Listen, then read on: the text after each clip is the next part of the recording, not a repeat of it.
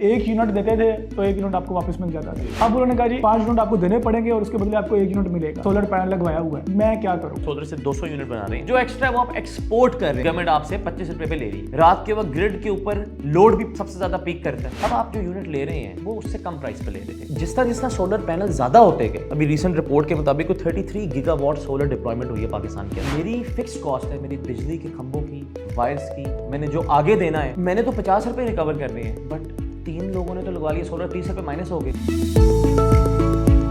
मुझे तो ये बताया गया था आप सोलर लगा लें, आपका जो बिजली का बिल है वो जीरो हो जाएगा। ये हम लोग ये तो नहीं कर सकते कि फ्री इलेक्ट्रिसिटी मिलती रहेगी। ये नैरेटिव की, मार्केटिंग की, पॉलिसी की, एंटिसिपेशन की गलती थी कि आपने इस तरह कह दिया कि यार बिल जीरो हो जाएगा। पहले गवर्नमेंट हमसे रिटेल के ऊपर ले रही थी, अब गवर्नमेंट हमें होलसेल वाला पे करेगी, हमारे से रिटेल ही रहेगी। सोलर पैनल की वजह से ग्रिड की डिमांड 5% कम हो गई है। 130 अरब रुपया अब गवर्नमेंट ने फिक्स करना है दूसरे लोगों को। अस्सलाम वालेकुम नाज़रीन, मैं हूं Sama Faizi. Welcome to public business. आज हम बात करेंगे नेट मीटरिंग पे। पहले गवर्नमेंट ने एक पॉलिसी बनाई और लोगों को इनकरेज किया कि वो सोलराइजेशन की तरफ जाएं, सोलर पैनल्स लगवाएं। जब लोगों ने उसकी तरफ चले गए और बहुत ज़्यादा इन्वेस्टमेंट कर ली, अब एक नई पॉलिसी आ गई है तो उसका बड़ा इम्पैक्ट पड़ रहा है लोगों के अंदर, बड़ा एक उसका कंसर्न पाया जाता है। उसके लिए बात करने के लिए आज हमारे पास मौजूद हैं उसामा रिजवी साहब। एक्सपर्ट हैं, international energy and economic analyst हैं और रेगुलर पैनलिस्ट है एट इंटरनेशनल टीवी चैनल्स। उनसे जानेंगे कि इसका जो आम आदमी है जिसने 5 मरले 10 मरले एक कनाल के घर में अपनी सारी जमा पूंजी लगा के एक इतनी बड़ी हैवी इन्वेस्टमेंट करके गवर्नमेंट के कहने पे गवर्नमेंट ने इतनी बड़ी बड़ी जो इश्तिहारात दिए और उसने सोलर पैनल लगवा लिया, अब उसका क्या बनेगा और क्या उसके लिए ये फिजिबल है या नए आने वाले लोगों के लिए कि वो इस तरफ जाएं या ना जाएं? अस्सलाम वालेकुम सर। जी वालेकुम अस्सलाम। क्या हाल है उसामा भाई? खैरियत से? बिल्कुल। उसामा भाई, काफ़ी 2-3 दिनों से टीवी चैनल्स पे इस पे बात हो रही है और सब एक्सपर्ट्स पे बात कर रहे हैं जी। आपने पॉलिसी बना दी जी कि जनाब सोलराइजेशन की तरफ जाएं, शमसी तवानाई हमें चाहिए और ग्रिड पे बहुत ज़्यादा बोझ है। अब पॉलिसी बना के दोबारा आप कह रहे हैं कि जनाब जो पॉलिसी पहले बनाई थी वो ठीक नहीं बनी। अब एक न्यू परसिस्टेंस ऑफ पॉलिसी जिसे कहते हैं वो पाकिस्तान में दूसरे इदारों में भी नहीं है, अब इसमें भी नहीं है। तो पहले नहीं हमें याद आया कि हम पहले ही ये जो 1:1 है इसकी बजाय 1:5 ही रखें, नेट मीटरिंग को नेट बिलिंग में चेंज ना करें? अच्छा, इसको हम पहले जेनेरिक एक बात करते हैं। ओवरऑल जो आपने बात की है, पॉलिसी मेकिंग जब भी की जाती है ना, आपने खुद कह दिया पाकिस्तान में ये जो हम स्ट्रक्चरल का लफ्ज नहीं यूज करते, हर कोई बंदा structural issues, structural reforms, structural issues, पहले इश्यूज फिर रिफॉर्म्स। और इंटरेस्टिंगली रिफॉर्म ज्यादा की जाता है, इश्यूज पे बात ही नहीं होती। तो ये पाकिस्तान का टॉप 10 में से एक स्ट्रक्चरल इशू तो ये है कि लॉन्ग टर्म पॉलिसी मेकिंग नहीं है। ठीक है, अच्छा, उसकी भी काफी वजूहत हैं। कुछ तो पॉलिटिकल कैपिटल की वजह से होता है, लेकिन कुछ टेक्निकल कैपेबिलिटीज भी हैं। थर्ड माइंडसेट भी डिफरेंट है। देखें, जब भी कोई पॉलिसी होती है ना, पॉलिसी मेकिंग में पढ़ाते हैं उसका, मैं एक होता है फर्स्ट ऑर्डर इफेक्ट। आपने पॉलिसी बनाई, उसका इम्पैक्ट आ गया सर, फिर उसका किया जाता है सेकंड ऑर्डर इफेक्ट, फिर किया जाता है third order effect, fourth order effect. UN में, यूरोपियन कमीशन में जब आप इन लोगों से मिलते हैं, बात करते हैं, तो पॉलिसीज के इस तरह इफेक्ट्स बने होते हैं हर लेयर पे। ऐसा लगता है, मैंने पॉलिसी मेकिंग रैंक में काम तो नहीं किया इधर, लेकिन ऐसा लगता ये है कि इधर इस तरह के सेकंड थर्ड ऑर्डर इफेक्ट्स को नहीं देखा जाता, जिसकी वजह से आपने ठीक कहा कि स्टेट बैंक ऑफ पाकिस्तान ने ही एक सोलराइजेशन को इनकरेज करने के लिए फाइनेंस स्कीम निकाली हुई है, अभी भी चल रही है, if I am not mistaken, अभी भी चल रही है। और अब जो सोलर, लेकिन वो उसको स्केल बैक कर रहे हैं। पहली तो ये चीज है।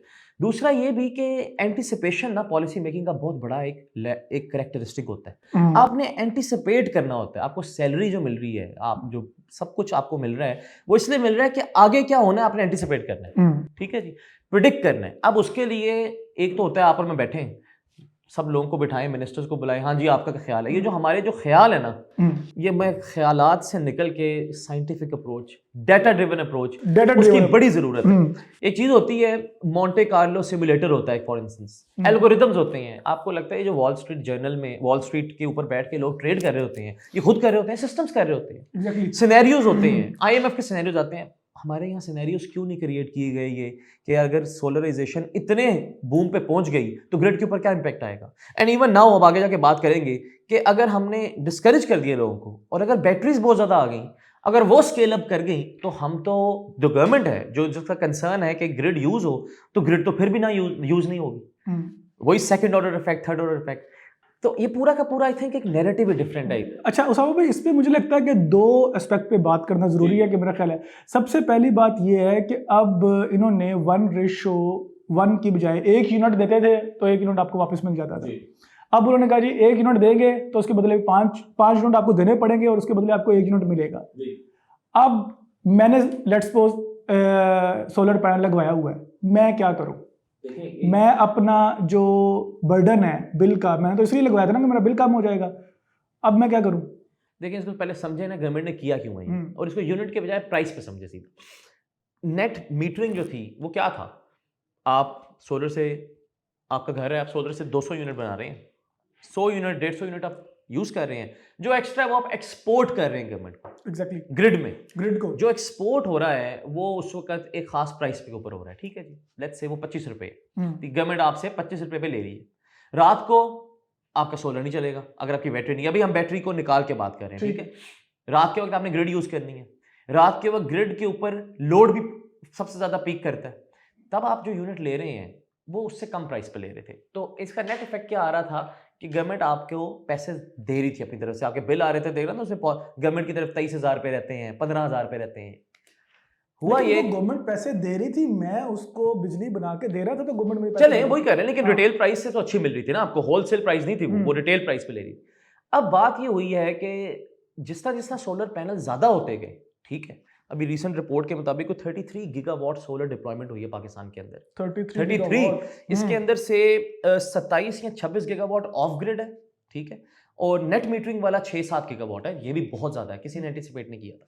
अगर मैं अब डिस्ट्रीब्यूशन कंपनी हूं, डिस्को, मैंने रिकवरी करनी है ना, पहले मैं ले रहा था 5 लोगों से 50 रुपए, ठीक है, वैसे बात कर रहा हूं, 10-10 रुपए हर एक से, उसमें से 3 ने लगवा रही है सोलर, ठीक है, मेरी फिक्स कॉस्ट है, मेरी बिजली के खंभों की, वायर्स की, मैंने जो आगे देना है, जो सर्कुलर डेट की बात होती है, पूरा कैपेसिटी तो उसका एक पार्ट है, वैसे भी ठीक है, फिक्स कॉस्ट है मेरी ऑपरेटिंग कॉस्ट। मैंने तो 50 रुपए रिकवर करने हैं, बट 3 लोगों ने तो लगवा लिया सोलर, 30 रुपए माइनस हो गए, अब रह गए 2 लोग, अब वो 20 रुपए नहीं देंगे मुझे, वो मुझे 25-25 रुपए देंगे, क्योंकि इसको बोलते हैं कॉस्ट शिफ्टिंग, मुझे अपनी कॉस्ट शिफ्ट करनी पड़ेगी उनके ऊपर, मेरी तो फिक्स कॉस्ट चल रही है ना, ग्रिड तो काम कर रही है ना, ग्रिड से आप गवर्नमेंट ने, आई थिंक ये पॉलिसी मेकर्स ने जो मिस्टेक ये की कि वो ये नहीं समझ पाए कि ये जब स्केल होगा, स्केल अप हो जाएगी। सर इसमें मेरा कसूर तो नहीं है ना? नहीं आपका नहीं है, लेकिन being a consumer, being deployer of the solar panel, मेरा कसूर नहीं है। मुझे तो ये बताया गया था आप सोलर लगा लें, आपका जो बिजली का बिल है वो जीरो हो जाएगा। लेकिन ऐसा नहीं है ना, आप पूरी दुनिया में भी देखें ना, ये हम लोग ये तो नहीं कर सकते कि फ्री इलेक्ट्रिसिटी मिलती रहेगी या ग्रिड चलती रहे और आप उसमें हिस्सेदार नहीं बनेंगे। मेरा ये मसला नहीं, हाँ वो बताया, वो कम्युनिकेशन का इशू है, कम्युनिकेशन बताया ये गया कि आप जीरो बिल पे चले जाएंगे, लोग बड़े खुश थे जी, मेरा इतना क्रेडिट आ रहा है, मुझे मेरे दोस्त दिखाते या देखो हाँ जी, मैं ऐसे में क्रेडिट मेरा भी ऐसे ही था, बिल्कुल ऐसे ही। 30,000 ये आपको पहले बताना चाहिए था लोगों को। ये एक चीज है उसामा भाई कि आप पहली चीज पे रह जाए, मैं तो ये शुरू बात की कि ये नैरेटिव की, मार्केटिंग की, पॉलिसी की, एंटिसिपेशन की गलती थी कि आपने इस तरह कह दिया कि यार बिल जीरो हो जाएगा, मार्केट पे ऐसे की जाता है, लेकिन आपको क्या नहीं पता कि यार खाली पाकिस्तान है जिसमें सोलर चल रहा है, पूरी दुनिया में चल रहा है ना, होता कहीं बिल जीरो ऐसे नहीं। मेरी बात सुने, कहीं भी ऐसे नहीं होता, उसे बोलते हैं टाइम ऑफ यूज के टैरिफ लगाया ना, अभी इन्होंने कम कर दिया फॉर इंस्टेंस, इसके बड़े तरीके होते हैं, स्पेन ने ऐसा किया हुआ है, यूएस के अंदर 2-3 स्टेट्स ने ऐसा किया हुआ है, ऑस्ट्रेलिया ने ये किया हुआ है कि उन्होंने कहा है कि पूरे दिन के अंदर आप दिन के वक्त जो हम रेट बाय करेंगे ना वो बहुत ही कम कर दिया है, हमने लगा दिया यूनिफॉर्म टैरिफ रेट सबके ऊपर, कि हम लोग अब 11 रुपए का लेंगे, कितने का, 11 रुपए का लेंगे 25 के बजाय। मैं सोलर बना रहा हूँ, मैं कह रहा हूँ यार मुझे रात को भी भेजूंगा वापस तो 11 रुपए का मिलेगा, दिन के वक्त भेजूंगा वापस तब भी मुझे 11 मिलेगा, तो मेरा क्या है, मैं दिन के वक्त भी भेज देता हूँ, नहीं स्टोर करता रात के वक्त। इसको लोगों ने इस तरह मैनेज किया है कि उन लोगों ने इंकरेज ये किया है, मैं आपको दोबारा बताना चाहूँ, उन्होंने ये कहा है कि जो दिन के वक्त के सोलर आप एक्सपोर्ट करेंगे ना वो हम कम पैसों पे लेंगे, लेट्स से वो 5 रुपए पे लेंगे। उससे मेरे ज़हन में आया यार ये जब एक्सपोर्ट करने के मुझे मिलने से 5 रुपए हैं, रात को मुझे करने के ज़्यादा मिलने हैं, तो मैं अपनी अप्लायंसेस वगैरह सारे काम अपने सोलर के यूनिट्स तो यूज़ करूँ ना, जो बच जाएगा वो मैं रात को भेजूंगा। इससे गवर्नमेंट को क्या फ़ायदा होगा? 2 चीज़ें, एक तो नंबर ऑफ यूनिट्स ही कम हो गए जो आने हैं उनके पास, क्योंकि दिन के वक्त के नहीं आ रहे। दूसरा ये कि उनको पूरे दिन का एक सेम रेट नहीं देना पड़ा, उसको कुछ यूनिट्स का 20-25 रुपए देने पड़े। तीसरी चीज ये भी कि आपको पता है सोलराइजेशन की वजह से ग्रिड हमारी जो बनी थी वो इसके लिए नहीं बनी। कितने साल पुरानी ग्रिड है हमारी? बहुत कुछ डेकेड्स पुरानी, 1960-70 के मेरे ख्याल से अपग्रेड हुई। ग्रिड हमारी इसलिए नहीं बनी थी कि मिलियन ऑफ छोटे छोटे ग्रिड सिस्टम भी लगे। फीडबैक के इशू नहीं पड़े आपने? कितने लोगों के घरों में फीडबैक करंट जो आया है, वोल्टेज की फ्लक्चुएशंस हुई हैं, कितने कितने लाखों का नुकसान हुआ है। अप्लायंसेस अब ये आप देखिए, गवर्नमेंट, मैं ये नहीं कह रहा कि गवर्नमेंट ने ठीक किया या सबसे बड़ी गलती ये कि मैसेजिंग गलत थी, बट ये भी मानना लोगों की तरफ से थोड़ा एक्सेप्ट करना पड़ेगा। लेट आए हैं बट पूरी दुनिया में ये नेट बिलिंग वाला कॉन्सेप्ट ही है। ऐसा नहीं हो सकता कि आप सब कुछ यूज करते रहें और जीरो। अगर आपने ऐसा करना है तो बैटरी स्टोरेज पे करें, उसके ऊपर हम बात करेंगे। वो बैटरी स्टोरेज का इस्तेमाल गवर्नमेंट के लिए फायदेमंद भी हो सकता है, नुकसानदेह भी हो सकता है। अच्छा, मुझे ये आम सादा लफ्जों में बताएं आम आवाम के लिए कि नेट मीटरिंग में और जो नेट बिलिंग अभी पॉलिसी बनी है इसमें फर्क क्या है? मीटरिंग के अंदर जैसे आपने पहले कहा 1 यूनिट के बदले 1 यूनिट मिल रहा था आपको, ठीक है। उसकी प्राइस आपसे जो ली जा रही थी, गवर्नमेंट ज्यादा पैसों पे लेती थी, और गवर्नमेंट जब आप गवर्नमेंट से इंपोर्ट करते तो कम पैसों पे करते थे। उसका नेट इफेक्ट क्या हुआ? सरप्लस के अंदर या नेट बिलिंग के अंदर ये 1 for 1 खत्म हो गया। नेट बिलिंग के अंदर उन्होंने सिंपल एक तो सबसे पहले कॉस्ट रिड्यूस कर दी है। जो चीज 25 रुपए पे गवर्नमेंट आपसे ले रही थी अब वो 11 रुपए पे लेगी, लेकिन जब आप गवर्नमेंट से लेंगे तो आप 40 रुपए पे लेंगे। पहले गवर्नमेंट हमसे रिटेल के ऊपर ले रही थी, जबकि गवर्नमेंट जो पे करती है वो ये होलसेल वाला रेट होता है, कम वाला रेट। अब गवर्नमेंट हमें होलसेल वाला पे करेगी और हमारे से रिटेल ही रहेगी। इसका फर्क ये है कि 1:1 का जो 1 यूनिट के बदले 1 यूनिट सेटल हो रहा था वो खत्म हो गया। इसको आप यूनिट के मुताबिक कर लें या इसको आप प्राइस के मुताबिक कर लें। सिंपल ये नेट मीटरिंग के अंदर आपको पॉजिटिव सरप्लस पैसे बच सकते थे, इसके अंदर आपको कुछ ना कुछ बिल बाय डेफिनेशन देना ही पड़ेगा। जीरो बिल वाला गेम खत्म हो गई है। और इसका रीजन दोबारा व्यूअर्स के लिए समझने के लिए, क्योंकि ये बड़ा कॉम्प्लिकेटेड सा होता है, इसका रीजन करने का ये है कि गवर्नमेंट के इदारे डिस्कोज और जो बिजली बनाने वाले सारा सिस्टम है उनके ऊपर फाइनेंशियल बर्डन आ रहा था। वो फाइनेंशियल बर्डन कॉस्ट शिफ्ट कर रहे थे कि ग्रिड के ऊपर अगर 5% भी डिमांड कम होना, मैं आपको एक और बताऊं फिगर, ये हमारी वर्किंग है, ये हमारी रिपोर्ट्स पाकिस्तान की, तो 131 अरब रुपए की कॉस्ट शिफ्ट करना पड़ता है। लाइक अगर सोलर पैनल की वजह से ग्रिड की डिमांड 5% कम हो गई है तो 130 अरब रुपए आप गवर्नमेंट ने फिक्स करना है दूसरे लोगों पे। नॉन सोलर कंज्यूमर्स पे 131 से 140 अरब रुपए तक का बोझ आता है एक्स्ट्रा। और हमारा पता कितना कम हुआ है? 9 से 10%। तो कितने रुपए का फर्क आ गया? 250 अरब रुपए का। वो 250 अरब रुपए अब नॉन सोलर पे आया है। ये होगी सिंपल बात। अब लेकिन इसका क्वेश्चन ये है जो आपने किया कि इसमें मेरा क्या कसूर है? और डिस्पोज अगर नहीं कर पा रहे पैसे वगैरह तो मेरे से क्यों ले रहे हैं? इसके ऊपर बात ये बनती है 1 2 3 4। पहला पॉइंट ये कि क्या गवर्नमेंट को या ये जो पॉलिसी मेकर्स को इतना ख्याल है उन लोगों का कि जो बिजली, अब सोलर लगने की वजह से बिजली के नर्ख बढ़ गए, उनके टैरिफ बढ़ गए, तो हम उनको डिस्टर्ब नहीं करना चाह रहे। तो उस 600 अरब रुपए का क्या जो ट्रांसमिशन एंड डिस्ट्रीब्यूशन लॉसेस के अंदर सालाना वेस्ट होता है 600 अरब रुपए, ठीक है जी। उस 150 से 200 अरब रुपए का क्या जो पावर थेफ्ट के अंदर जाता है, ठीक है। उन खरबों रुपए का क्या जो आईपीपीस को दिया जाता है। सर फिर वही बात, लाइन लॉसेस, बिजली, ये मैं वही बता रहा हूँ ना आपको, पकड़नी ये इसीलिए अब हम शिफ्ट कर रहे हैं उसके ऊपर डिस्कशन। तो जब पॉलिसी करते हैं ना उसामा, इसमें एक चीज और इंपॉर्टेंट है कि हम लोग चीजों को ना ऐसे डब्बों में देखते हैं, लेबल्स में बंद। पॉलिसी होलिस्टिक सी होती है, वो बड़ी मेसी होती है, उसमें सब चीजों को देखना पड़ता है। एक एंड पे अगर आपने नेट बिलिंग की है, ओके, मान लिया हमने कि कंसर्न्स थे आप, ठीक है, बट दूसरे एंड पे आप अपनी उन इनएफिशिएंसीज को भी कम करेंगे तो ये काम करेगा, वरना नहीं करेगा। मैं आपको कह रहा हूँ कि वो 600 अरब ये सारा कुछ मिलाएं 1 खरब रुपया बन गया ये, तो ये 1 खरब रुपए की वजह से नहीं आपको फर्क पड़ा। अब वो 1 खरब रुपया भी तो आप इन लोगों से मिल रहे हैं, उस कॉस्ट शिफ्टिंग का क्या? अगर मैंने सोलर लगवा के, कहते हैं जी अगर एक अमीर लोगों ने सोलर लगवा के ये 200-250 अरब रुपए की कॉस्ट नॉन सोलर कस्टमर्स पे कर दी शिफ्ट, बट वो 1 खरब रुपए की कॉस्ट जो गवर्नमेंट ने आईपीपीस के साथ करके इनएफिशिएंसीज की वजह से, लाइन लॉसेस की वजह से, पावर थेफ्ट की वजह से जा रहा है, वो भी तो हमने लोगों पे शिफ्ट की हुई है ना भाई, वो नहीं रिकवर करनी। तो आपको ये दोनों चीजें साथ साथ करनी पड़ेगी। आपको उन चीजों को कम करना पड़ेगा ताकि बिजली के रेट्स इतने थोड़े नॉर्मलाइज हों कि लोगों को बहुत ज्यादा इंसेंटिव भी ना रहे ना यार। सोलर का इंसेंटिव क्या था? ये ना पहले तो दुख था, बिजली आती थी नहीं आती थी, मैंने बिल देना था, एक दुख मैं बर्दाश्त कर रहा था कि अब एक और दुख साथ शामिल हो गया। अब वो हो गया कि बिजली आती तो थी, अब मैंने को 20-25 लाख रुपया 15 लाख रुपए का हाँ जी, सोलर पैनल भी लगा लिया। मैंने ये सोचा था 2 साल 3 साल 4 साल कॉस्ट बाद रिकवर हो जाएगी। मेरी कॉस्ट रिकवर हो जाएगी। अब वो मुझे कॉस्ट भी रिकवर होते नहीं, मेरे दुख डबल हो गए। कॉस्ट रिकवर होगी, लेकिन आप उसका जो टाइम फ्रेम है वो डबल हो गया। कितना हो जाएगा, कितने दिनों, कितने अरसे में मैं अपना सोलर की कॉस्ट मतलब को इसका recover कर इस तरह सकता हम हूं? हिसाब तो नहीं लगा सकते, क्योंकि आपके डिपेंड करेगा ना 10 किलो वॉट का है, 15 किलो वॉट का है। बट आई थिंक वही जो पहले 7 साल का कॉन्ट्रैक्ट था वो भी 5 साल का कर गया, तो अब आपको लग जाएंगे 11-12 साल उसके देने के अंदर। लेकिन देखें, इसको ना हम गाड़ी नहीं लोन पे लेते जैसे, तो आप कहते हैं कि यार आप गाड़ी इस्तेमाल भी तो कर रहे हैं ना, आप सोलर इस्तेमाल भी कर रहे हैं, उससे एंजॉय भी कर रहे हैं, टाइम वैल्यू ऑफ मनी भी होती है। आज के 100 रुपए 3 साल बाद 100 रुपए के बराबर नहीं है। तो Exactly. इन सब का इम्पैक्ट करें, तो अगर आप इतने मीन में पड़ेंगे ना, तो वो लोग ज्यादा वो डाउन हो जाएंगे, अफसोस ज्यादा होगा। मैं ये कहना चाह रहा हूँ कि हमें ये नहीं समझना चाहिए कि ये सिर्फ हमारे साथ हो रहा है पूरी दुनिया में। ये ही नेट बिलिंग ही पूरी दुनिया में अब एक नॉर्मल है। कहीं नहीं है। नहीं, क्योंकि ऐसा नहीं हो सकता कि गवर्नमेंट की ग्रिड चल रही है, उसको सिर्फ गवर्नमेंट पालेगी, ऐसा तो नहीं हो सकता ना। मतलब सबने कंट्रीब्यूट करना है और सब यूज भी कर रहे हैं। आपने सोलर लगाया हुआ है, अगर आपकी बैटरी नहीं है तो आप रात को ग्रिड नहीं यूज कर रहे हैं ना, तो उसका करना नहीं कुछ हमने, उसके भी तो बिल देने हैं ना। हाँ, लेकिन इसकी मैसेजिंग, इसकी जो एक्सपेक्टेशन, जो मैं कहता हूँ हमेशा हमारे एक्सपेक्टेशन है नैरेटिव बिल्ड, वो शुरू में इतना अभी गैस दरियाफ्त भी नहीं हुई होती, वो कहते हैं यार पाकिस्तान में दुनिया के सबसे बड़े रिजर्व्स मिल गए। इसमें एक लफ्ज मेरे ज़हन में आ रहा, फेक होप। हाँ, फेक होप वो दी गई लोगों को, और उसके बाद बताया गया कि जनाब आपको तो जरूरत ही नहीं है यार। वो पॉलिटिकल पोस्चरिंग, मैंने आपको शुरू में कहा है, पॉलिटिकल पोस्चरिंग भी, पॉलिटिकल कैपिटल भी, इन दोनों को भी एश्योर करना होता है। श्रीलंका के अंदर जब आपको पता है ना ये कुछ साल पहले डिफॉल्ट किया है, तो उसका सबसे बड़ा लेसन पता क्या था? ये पॉलिटिकल गेन के लिए पॉलिसीज ना बनाए। उसके राजापक्सा फैमिली ने खत्म कर दिए टैक्सेस, ये वही कशकोल तोड़ दे वाली बात। बांग्लादेश में भी इलेक्शंस है ना, उनको पढ़े, मतलब इन सबको पढ़े, आपको सेम चीजें मिलेंगी। आइडियलिस्ट आ रहे हैं, यू शुड रियलिस्टिक अप्रोच। लेकिन इसके लिए यार एक चीज है जो यहाँ बड़ी मिसिंग है, मैं आपको ऑनेस्ट बताऊं, वो है marketing, narrative building. Narrative building बड़ा जरूरी चीज है।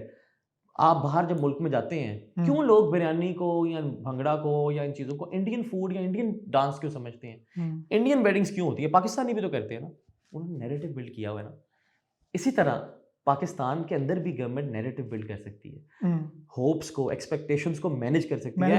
आपको पता है इसके ऊपर, मैं ऑनेस्ट बता लूँगा आपको, मेरे ऑफिस में पढ़ी, इसके ऊपर किताबें लिखी गई हैं। बिहेवियरल इकोनॉमिक्स कहते हैं इसको भाई, नज। और बिहेवियरल इकोनॉमिक्स में कितने लोगों ने लिखा कि आप कैसे लोगों की एक्सपेक्टेशन को फ्रेमिंग करते हैं, एंकरिंग करते हैं। ये सब चीजें हम खाली वो नहीं, फिलॉसफी की बात नहीं कर रहे, ये प्रैक्टिकल है। आप इसके लिए लोग हायर कर सकते हैं। इतने दुनिया में लोग हैं कि हमें ये मार्केट इस तरीके से करके दिखाएं कि हम अगर अंडर डिलीवर भी करें तो लोग खुश हो जाएं। अच्छा, अब बीइंग एन एनर्जी एक्सपर्ट, मेरा आपसे क्वेश्चन है, मैंने सोलर लगवा लिया, नेट मीटरिंग से नेट बिलिंग आ गई है जी, अब मैं क्या करूं? बैटरीज के ऊपर शिफ्ट करें। अच्छा, होगा भी ये, अगला स्टेप भी ये होगा, बैटरीज के ऊपर शिफ्ट होंगे। अब फिलहाल बैटरीज लिथियम आयन बैटरीज, उसकी कॉस्ट काफ़ी ज़्यादा है, ठीक है।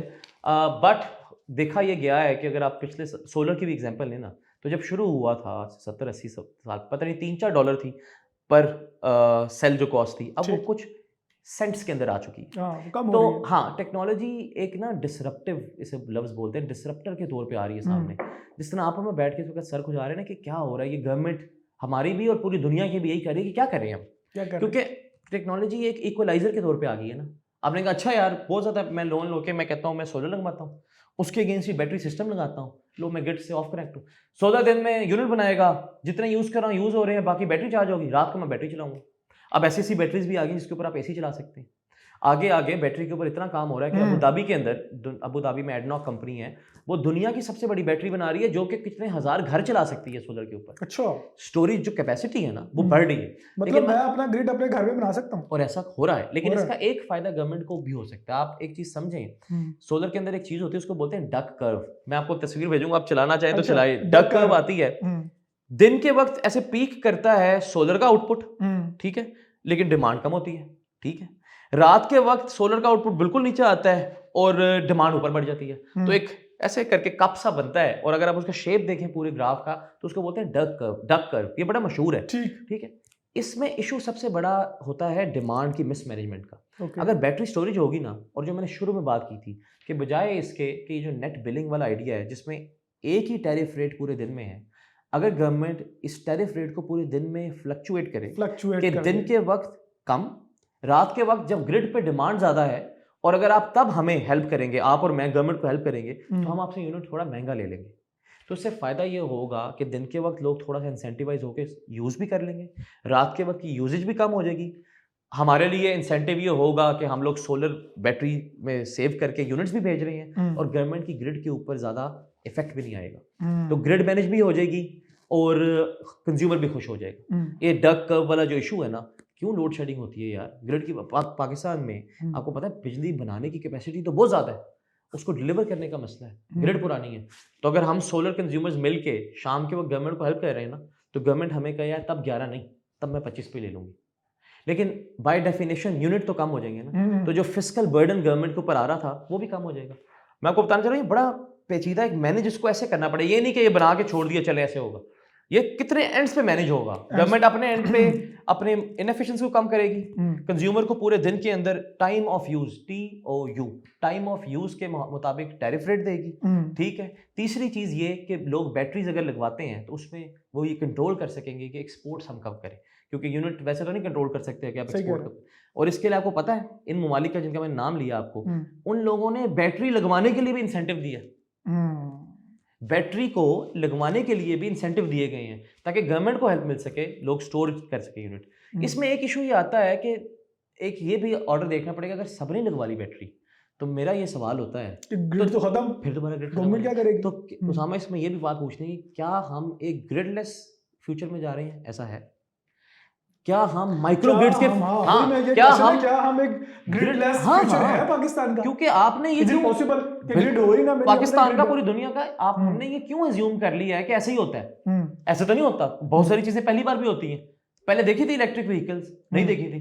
पहले देखे थे कि आप पेट्रोल ही नहीं यूज करोगे यार 400 किलोमीटर गाड़ी चल जाएगी? नहीं देखा था ना। पहले देखा था कि यार इन्वर्टर एसी के आने के बाद दूसरी एसी खत्म हो जाएंगे? नहीं आते ना। आप लेंगे, आप लोगे इन्वर्टर एसी के अलावा कुछ? अभी नहीं लोगे ना, बिल्कुल नहीं लोगे। आगे जाके आ रहा है दौर छोट मॉड्यूलैरिटी का, अंग्रेजी में हम इसको बोलते हैं टेक्निकल टर्म में, स्मॉल ग्रिड्स, माइक्रो ग्रिड्स का। और यूएस के अंदर, यूरोप के अंदर इसके ऊपर काम शुरू भी हो गए। एक एक नेबरहुड की अपनी ग्रिड हो सकती है। आप, हम लोग 200 हाउस होल्ड है, 2000 हाउस होल्ड है, हम अपनी ग्रिड बना के यार हम अपना सोलर इसको मैनेज करेंगे। मतलब कि मेरी एक फैक्ट्री है, लेट्स सपोज 2-3 हजार लोग काम कर रहे हैं, तो मैं वहां पे अपना एक ग्रिड बना सकता हूं। बिल्कुल बना सकते हैं। मैं कह रहा हूं आपको क्या रोकेगा, मुझे बताएं। सफिशिएंट आपको क्या चीज रोकेगी? आपको कुछ नजर आ रहा है कि मुझे कुछ रोकेगा? तो इसकी भी पॉलिसी बनानी चाहिए। इसकी भी पॉलिसी बनानी चाहिए। मैं ये जो शुरू की मैंने बात की थी, ताकि मैं रिलेट करना चाहता हूँ बार बार ना, first order effect, second order effect, third order effect, fourth. आपने ये देखना है अभी 5 साल ये है, 50 साल बाद क्या होगा, 70 साल बाद क्या होगा।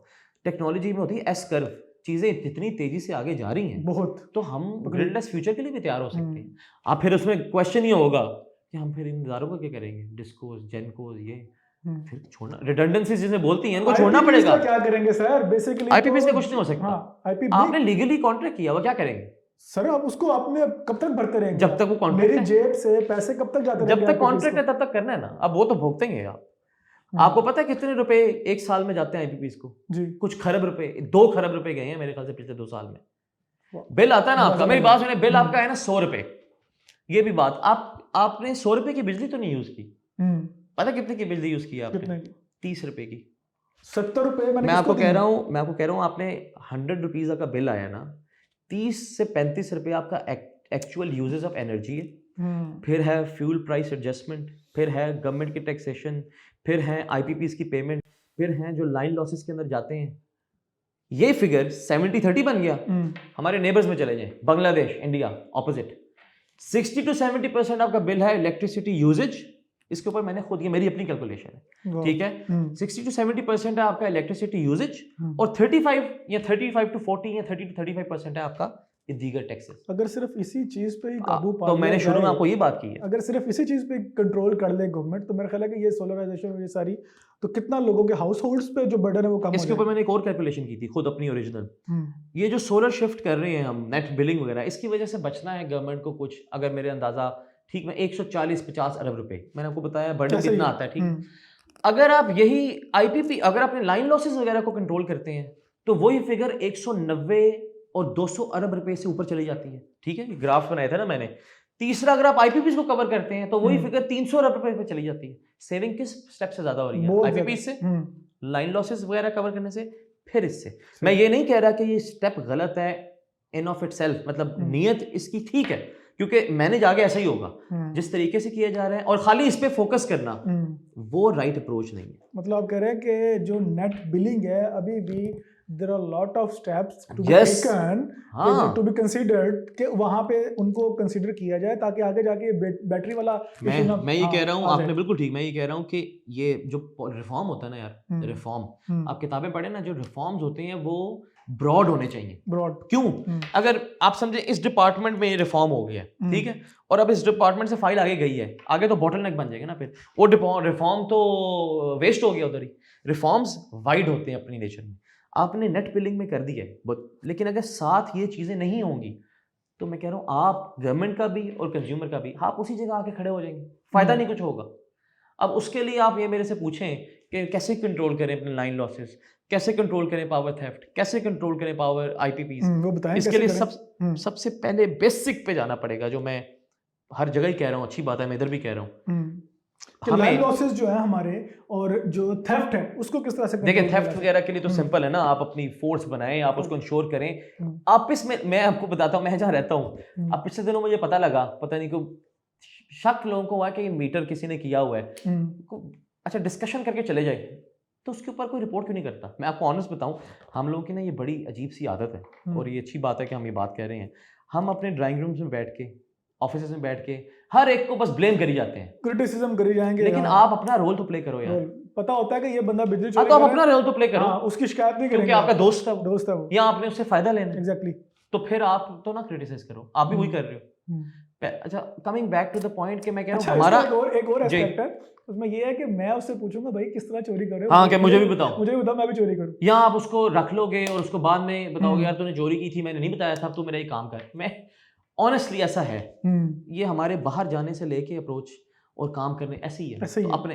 अच्छा, coming back to the point, असल ये मसला जो रिजॉल्व पता कब होगा, और इसके ऊपर हम बिल्कुल नहीं बात कर रहे, और ये मैं काफी अरसे से इस चीज पे लगा हूं। अच्छा, इसमें मैं आपसे रिक्वेस्ट करूंगा कि साथ ही थोड़ा कवर करें सर्कुलर डेट को जी, ये भी इस तरह से, ये भी इसी से, ये जो मैं आपको बताने लगा हूं, हम बिगर पिक्चर्स को बोलते हैं ना, 30,000 फीट व्यू एनालिसिस, सिंपल नहीं, हाई लेवल। मसला ये है कि पैसे कम है, ऐसे ही है ना, एग्जैक्टली, पैसे कम है एक तो गवर्नमेंट के पास, फिर इन थेफ्ट्स और लॉसेस की वजह से रिकवरी कम होती है, मजीद कम हो जाते हैं, लेकिन डिमांड, पॉपुलेशन बढ़ी है, इलेक्ट्रिसिटी की डिमांड होती रही है। हम लोग जो अपनी इलेक्ट्रिसिटी बनाते हैं उसके अंदर बहुत बड़ा हिस्सा, चंक इंपोर्टेड आइटम्स का होता है, कोल, गैस, ऑयल। हमें यह भी पता है कि हमारा जो सालाना इंपोर्ट बिल है उसका 20 से 25% एनर्जी प्रोडक्ट्स या एनर्जी आइटम्स या रॉ एनर्जी, क्रूड ऑयल, खाम तेल या उसके जो प्रोडक्ट्स होते हैं उसके ऊपर कंसिस्ट करते हैं, जो हमारे करंट अकाउंट पे फिर जाके पूरा वो सिलसिला चलता है। हम लोग ना रिन्यूएबल्स की तरफ कभी जा सकेंगे, हम लोग ना क्लाइमेट चेंज को रिजॉल्व कर सकेंगे, हम लोग ना कभी IMF को छोड़ सकेंगे। ये मैं आपको रिसर्च बेस बताता रहा हूँ, जब तक हम अपना एनर्जी का इशू नहीं सॉल्व कर सकते। एनर्जी का इशू सॉल्व करने से मतलब है domestic oil and gas production नहीं बढ़ाएंगे। अब लोग, पता नहीं मैं किसने बता दिया है कि बिल्कुल रिन्यूएबल्स पे आ जाएं, ऐसा तो दुनिया में नहीं है। अभी भी हर साल एक रिपोर्ट आती है, वो उसके मुताबिक 86% एनर्जी मिक्स दुनिया का 86% फॉसिल फ्यूल्स का है। हमारी आपकी मेरी लाइफ के अंदर ऑयल एंड गैस खत्म नहीं होगा। रिन्यूएबल की कहानी कहाँ से है? और ये अभी मैं बताता हूँ इसका, इसलिए कुछ भी नहीं है, किस लिहाज से है वो मैं बताऊंगा आपको, बट आप मेरे पॉइंट समझे। हमारी आपकी जिंदगी में ऑयल एंड गैस खत्म बिल्कुल भी नहीं होगा। दुनिया की आप पढ़े ना, मैं कह रहा हूँ पढ़े जाके, जो डिमांड है ऑयल की पर दिन वो तो बढ़ती जा रही है, सप्लाई भी बढ़ती जा रही है। ठीक है, ये अरबों डॉलर्स की फर्म जिनका पाकिस्तान की GDP से भी बड़ा उनकी मार्केट कैपिटलाइजेशन होती है, एक अमेरिकन फर्म, ये पागल है अगर उसमें इन्वेस्ट कर रहे हैं, ऐसे नहीं है। इसके पीछे एक बड़ी डिफरेंट किस्म की पॉलिसी है। बहरहाल पाकिस्तान को अपने पैरों पे खड़े होने के लिए एनर्जी इंडिपेंडेंट होना पड़ेगा, ठीक है, अपनी एक्सट्रैक्शन करनी पड़ेगी अपनी। अब लोग इस पे बात मैंने नहीं होते सुनी, क्यों ऑयल एंड गैस की एक्सट्रैक्शन पे बात नहीं होती। आप कहेंगे यार क्लाइमेट चेंज, रिन्यूएबल, UAE, मेरी खुद जो बात हुई है उन लोगों से, पॉलिसी मेकर्स से मिलके, वो इसे बोलते हैं हम एनर्जी बास्केट का आइडिया, टोकरी है ना, ठीक है, आप ऑयल एंड गैस भी यूज करें, पोर्टफोलियो मैनेजमेंट जैसे करते हैं हम। यार ये तो मेरी बात सुनिए, ये तो हजारों साल का एक नहीं है मफरूजा idiom, don't put all your eggs in one basket. क्या ये इसमें कोई मुश्किल है बात समझ? कोई मुश्किल बात नहीं। आप यूएई में वो लोग, आपको पता है दुनिया का सबसे बड़ा मैंने कहा स्टोरेज बना रहे हैं, वो लोग अपनी ऑयल प्रोडक्शन भी 2 मिलियन बैरल बढ़ा रहे हैं पर डे। अच्छा, क्यों यार? नॉर्वे, उनको नजर नहीं आता नॉर्वे के अंदर ऐसा है। मेरा थीसिस भी इसी पे था। अच्छा, इस पे पूरा थीसिस लिखा। नॉर्वे वो भी एनर्जी बास्केट के ऊपर काम कर रहा है, यूएई एनर्जी बास्केट के ऊपर काम कर रहा है। इंडिया देखें, अभी कोल एक्सपेंशन जितनी हो रही है ना दुनिया में, अगले नए प्रोजेक्ट हैं वो चाइना और इंडिया में है। चाइना दुनिया का वो कंट्री, दुनिया का सबसे बड़ा ऑयल कंज्यूमर चाइना है, ठीक है। अगर चाइना पिछली बार ऑयल ना अब्सॉर्ब करता ना, आपको पता है 1.5 अरब बैरल की उनके पास इन्वेंट्री है, 1.5 अरब बैरल्स की। अगर वो ना अब्सॉर्ब करता, ऑयल प्राइसेस $30 की होती। उसने फ्लोर लगाया ऑयल के ऊपर। चाइना सबसे बड़ा ऑयल का भी है, कोल कंज्यूमर भी है। चाइना ने दुनिया में तमाम मुल्कों को मिला के जितनी उन्होंने रिन्यूएबल पे इन्वेस्ट किया है, एक मुल्क ने उससे ज्यादा इन्वेस्ट भी किया है। तो चाइना रिन्यूएबल के अंदर भी लीड कर रहा है, ऑयल पे भी लीड कर रहा है, कोल पे भी लीड कर रहा है। अगर आप मेरे से पूछें क्यों आप ये कह रहे हैं, जब तक एनर्जी का इशू सॉल्व नहीं ना होगा, हमारे पास फंड्स नहीं इकट्ठे होंगे भाई, जब तक पैसे नहीं ना होंगे, तो रिन्यूएबल एनर्जी कहाँ से आनी है? आप सोलर, सूरज की डायरेक्ट तो नहीं यूज करोगे ना, हाइड्रोजन यूज करना है आपने, जो भी यूज करना है उसके लिए आपको मशीन्स चाहिए, उसके लिए लोगों की ट्रेनिंग चाहिए। किस पे चलेंगी? किस पे चलेंगी और आपने वो लेके कैसे आनी है? फंडिंग का इशू सबसे बड़ा इशू है ग्लोबल साउथ या हमारे जैसे ममालिक के लिए। तो मैं बिल्कुल रिसोर्स पे आ गए, हम जमीन पे आ गए। जमीन के ऑयल एंड गैस प्रोडक्शन अगर हम अपनी बढ़ा सकते हैं, इसके ऊपर सीरियस कंसर्न पहले आना चाहिए, क्योंकि अगर नहीं है तो फिर हम दूसरे रूट पे जाएंगे।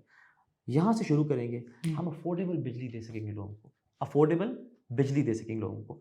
अफोर्डेबल बिजली की वजह से ऑटोमेटिकली जो सोलर का क्रेज और इतना ज़्यादा पेनिट्रेशन आई है वो भी नॉर्मलाइज हो जाएगी। अफोर्डेबल बिजली देने की वजह से आपकी अपनी गवर्नमेंट के ऊपर जो इश्यूज रिकवरीज के आते हैं, क्योंकि लोग अफोर्ड कर सकते हैं अगर उसको पे करना, तो वो भी पूरे हो जाएंगे। एक ओवरऑल चीज़ें सही होती हुई नजर आएंगी। साहब ये जो आपने सारी एडवाइस की है ना, ये है लॉन्ग टर्म पॉलिसी। जी, हम पाकिस्तान में रहने वाले लोग हैं, हमारा यहाँ पे आज 5 साल बाद एक गवर्नमेंट है, 3 साल बाद एक गवर्नमेंट है, कोई परसिस्टेंसी नहीं है। तो मैं कहाँ से ये इस पे नहीं, लेकिन ये तो फिर बात ही अजीब है ना, लॉन्ग टर्म ही होना चाहिए ना यार। चाइना ने, मैं चाइना को इसलिए बार बार कहता हूँ कि मैं, सबको पता है इस चीज़ का, मैं बड़ा उस कंट्री को सपोर्ट करता हूँ इन टर्म्स ऑफ उनकी जो प्रैग्मेटिक अप्रोच है, प्रैक्टिकलिटी है। बात ये है कि चाइना ने, ये दुनिया में जिस मुल्क ने तरक्की की है, ये तो नहीं बात आप कहें हम नहीं कर सकते, करना पड़ेगा। लॉन्ग टर्म चीज़ के बगैर कुछ नहीं है यार, आप नहीं करेंगे ये। आप IMF की एग्जांपल लें, जो LOI जमा कराते हैं ना, लेटर ऑफ इंटेंट, आप कि हमारे मसले हैं, जो 1958 में कराया था, तब से अभी तक सेम ही चल रहे, मसले क्यों नहीं हल हो रहे? फिर आप यही करते रहेंगे बात। ये तो एक डिफीटिस्ट मेंटालिटी है कि नहीं हम करेंगे नहीं, करना पड़ेगा हो भाई। नहीं रहा ना, हमने तो करना नहीं, लेकिन बात हमें तो फिर भी सही बात ही करनी है ना। हम ये तो नहीं शॉर्ट टर्म के अंदर बता दिया क्या सोल्यूशंस हैं यार। आप वो जो हमने पहले सारी डिस्कशन की है, टैरिफ टाइम के मुताबिक करें, बैटरी को करें इनकरेज, एटसेट्रा एटसेट्रा। बट ये बात करनी भी तो जरूरी है ना कि अगले 500 साल इसी चीज में रहना है, इस चीज से निकलना भी तो है ना। ठीक है, अब मैं जरा क्लोजिंग एंड पे जाते हैं, तो मुझे ये बताएं कि अब मसला तो सारा आके खड़ा होता है एंड कंज्यूमर पे, तो उसके साथ दो वो समझता बहुत बड़ा ज्यादती हो गई है। अब उसको पैनिक किस तरह से अपना काम करे, वो क्या वो पॉलिसी अपनाए कि मेरे ख्याल से बर्डन कम हो जाए? मेरे ख्याल से जो मैं खुद भी करने वाला हूँ, ऑनेस्ट एडवाइस है, एज अ कॉमन मैन नहीं, खुद भी हम बैटरी स्टोरेज जरूर इस्तेमाल करें, ताकि आप उस चीज़ को अगर आपका सोलर लगा हुआ है तो उसको बैलेंस कर सकें थोड़ा सा रात में भी। दूसरा ये कि एनर्जी कंजर्वेशन के ऊपर भी जाएं, थोड़ा देख के इस्तेमाल करें, ना एक्स्ट्रा चीज़ यूज़ करें। आप यकीन करें, अगर हम थोड़ा सा अपने रिस्पॉन्सिबिलिटी लें ना और रिस्पॉन्सिबल कंजम्पशन करें, इसको यही SDG भी है UN का, तो चीज़ें काफ़ी बेहतर हो जाती हैं। अपने स्टेप ही ले सकते हैं ना, एनर्जी एफिशिएंट चीज़ें लें। और आप ये चीज़ का भी सुकून रखें कि आजकल जो भी अप्लायंसेज आएंगे आगे, गाड़ियों से लेके फ्रिज से लेके, वो एनर्जी एफिशिएंट होंगे, वो कम एनर्जी यूज़ करेंगे। ठीक है, तो आई थिंक ये वो स्टेप्स हैं जो आप ले सकते हैं अपने आप को। लेकिन इस चीज़ को भी एक्सेप्ट करें कि ये जो चीज़ है, ये जो पॉलिसी है, यही नॉर्म है दुनिया में, ये कोई अनहोनी पॉलिसी नहीं है। बिल्कुल ठीक बात है कि पहले सही नहीं बताया गया था, लेकिन अब हमें पता लग गया। एक और चीज़ भी याद रखें कि अब सोलर की जो कैपेसिटी आप इंस्टॉल करते हैं ना, पहले तो आप 10 किलोवाट ज़रूरत थी तो आप 15 तक कर सकते थे, अब आप सिर्फ 10 किलोवाट ही कर सकते हैं, तो आप एक्स्ट्रा कैपेसिटी भी नहीं इंस्टॉल कर सकते। ये तो नहीं होगा मैं बैटरी लगा लूंगा फिर वो कहेंगे जी अब हमें पता लग गया कि बैटरी भी इन्होंने लगा ली है, तो बैटरी के ऊपर भी टैरिफ। अगर गवर्नमेंट कुछ नहीं करेगी तो फिर इन द एंड होगा यही कि फिर जिन जिन लोगों ने बैटरी लगाई होगी उसके ऊपर भी टैक्स देना पड़ेगा। ये तो अगर आगे इस तरह स्टेप ना हुए, क्योंकि स्पेन में थोड़ा बहुत ऐसे होता है कि वो एक सालाना या मंथली फिक्स क्या कहते हैं कुछ चीज़ पे करते हैं, बट वो उसके साथ लेकिन ये कि नेट मीटरिंग शायद कुछ हद तक चलती है। तो हम देखें, आपने तो अपनी एंड को सेव करना है ना, तो I think going towards batteries is the best option right now. Energy को कंजर्व करें, एक्स्ट्रा अपनी जो फजूल लाइट्स चल रही होती हैं, जो शुरू की बातें यार, उनको इम्प्लीमेंट करें, लिटरली बिल काफी कम हो जाए। अच्छा उसामा भाई, अपार्ट फ्रॉम रेजिडेंशियल कंजम्पशन, अब बात कर लेते हैं हम कमर्शियल, उसको क्या सजेस्ट करेंगे आप? अपने सिस्टम लगाएं, अपने सिस्टम्स लगाएं, वो तो वैसे लगा सकते हैं, और वो लगा भी रहे हैं, वो लगा भी रहे हैं इसके ऑन ग्रिड पॉलिसीज भी। और इसके अंदर ये है कि हम एक और चीज मैं आपको बताना चाहूंगा कमर्शियल वालों को, इवन यंगस्टर्स को जो सुन रहे हैं, देखिए हर वक्त ना मुल्क में या दुनिया के अंदर अपॉर्चुनिटीज भी होती हैं। जब कोई प्रॉब्लम आता है ना, उसका सोल्यूशन तो करना है ना। एग्जैक्टली। तो ये जो इस वक्त मैं बात कर रहा हूँ आपसे, बैटरी का या एफिशिएंट चीज़ों का, या ऐसी डिवाइसेस बनाने का, ऐसी मोटर्स बनाने का जो कि किसी भी चीज़ की इलेक्ट्रिसिटी की कंजम्पशन को थोड़ा कंट्रोल कर सकती हैं, इसके ऊपर काम करें यंगस्टर्स। अच्छा, इसके ऊपर कंपनीज काम करें। इसके ऊपर मैं अगर गवर्नमेंट को एडवाइस दूं, मैं कहूँगा गवर्नमेंट को चाहिए कि बैटरीज बनाने के बिजनेस में आ जाए। क्यों नहीं आएगी? मेरी बात सुने, गवर्नमेंट बैटरी बनाने के बिजनेस में आएगी तो रेवेन्यू आएगा ना। और अब ठीक है, लोगों के अपने डिफरेंट है, गवर्नमेंट को बिजनेस, मैं कहूँगा कि government should also come into the business of battery storage, और बैटरीज लगे। अपना जो वेट है, ये जो पीक आवर्स के अंदर होता है, इसको मैनेज करने के लिए लोगों को दें बैटरीज हो। लेकिन ये एक अपॉर्चुनिटी भी है, इसके अंदर आप एनर्जी कंजर्वेशन के लिए, बैटरी स्टोरेज के लिए, चाइना के साथ, सेंट्रल एशिया के साथ, ममालिक के साथ, this is an opportunity, trade की अपॉर्चुनिटी है, एज अ बिजनेस आइडिया बिल्कुल लिया जाए। इससे बड़ा आइडिया क्या है? आपको आज कोई बंदा कहे यार मैं आपको कर देता हूँ हल, आप नहीं करोगे कि मैं आपका इलेक्ट्रिसिटी यूज 15% कम कर देता हूँ, कर सब कुछ आप वही रहे हो, तो आप कर लोगे ना, मैं भी कर लूंगा। एग्जैक्टली। तो ये सोल्यूशन है ना। तो I think this is one of the biggest opportunities as well. बिल्कुल सही बात है। Thank you very much Usama भाई, नाइस टू हैविंग यू। बड़ा आपसे मज़ा आया और बात करने का पता लगा थोड़ा सा। आई थिंक लोगों को अब आइडिया हो गया होगा और पैनिक उनका कुछ कम हो गया होगा कि अगर वो सोलराइजेशन की इस नई पॉलिसी से, नेट बिलिंग से तंग हैं, तो वो they should shift to batteries. Thank you very much.